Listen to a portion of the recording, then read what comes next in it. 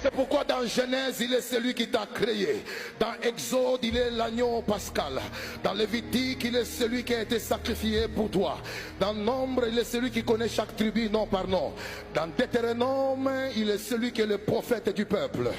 Et dans Josué, il est celui qui t'amène de l'esclavagisme vers la terre promise.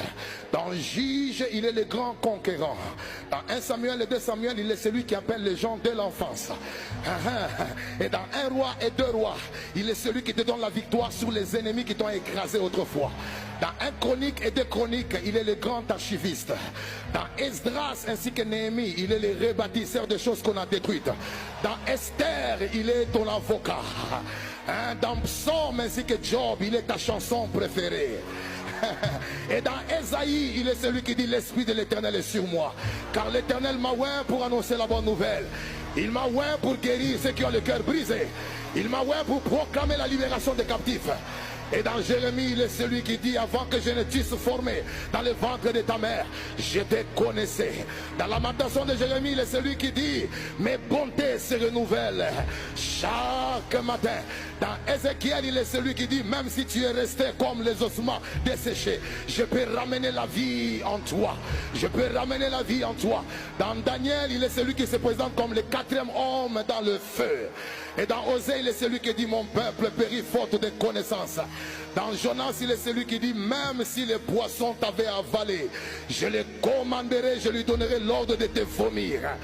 Et dans Habakkuk, il est celui qui dit même lorsque la prophétie tarde, attends-la car elle s'accomplira. Dans Joël, il est celui qui dit dans les derniers temps, je répandrai de mon esprit sur toutes chairs. Les jeunes filles prophétiseront, les jeunes gens auront des visions et les vieillards auront des songes. Et dans Malachie, il est celui qui dit vous verrez de nouveau la différence entre ceux qui me servent et ceux qui ne me servent pas. Dans Matthieu, il est celui qui se présente comme le roi. Dans Marc, il est celui qui se présente comme le Dieu des miracles. Et dans Luc, il est celui qui se présente comme le médecin. Ah oui, et dans Jean, il est celui qui se présente comme la gloire révélée de Dieu. Dans Actes des Apôtres, il est celui qui descend par le Saint-Esprit. Et dans Romains, il est celui qui dit je n'ai point honte de l'évangile, car l'évangile est une puissance qui sauve. Dans 1 Corinthiens, 2 Corinthiens, il est celui qui te donne la grâce de vivre l'enlèvement au son de la trompette. Et dans Éphésiens, il est celui qui dit autrefois nous étions loin de Dieu, mais maintenant en Christ nous sommes devenus proches de lui. Tu me donnes un bon amen, j'avance.